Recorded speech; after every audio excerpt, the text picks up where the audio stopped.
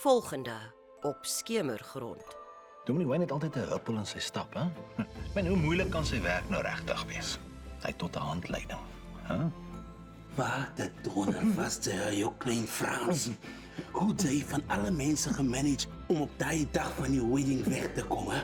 Ek draai om hier te wees vir Louis. Dis wat hy nodig het. Wat weet jy wat hy nodig het, hè, Ivan? Wat weet jy? Genoeg. Ek het aflewerings om te maak, maar my trokkie wil nie staat nie.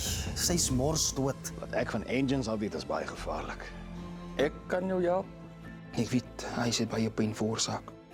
Maar gaan hom 'n kans op 'n nuwe lewe. Iets het met Fabian op Everlasting gebeur. Gloria is die key. Dis die secret wat jy moet uncover. Got it? Louis is glad nie Dominee Wayne in die storie nie. En ek sal nooit dit aan Louis doen nie.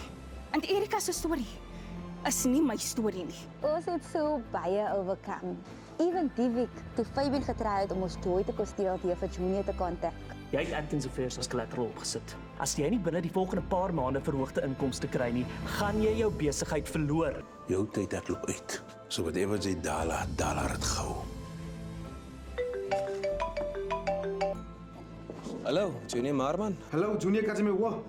Vir wat was jy so missing in action by die launch? As jy regtig deel van die venture wil bly, moet jy present wees. En dit is belangrik dat jy vir Hazel meet, want sy is after all my business partner.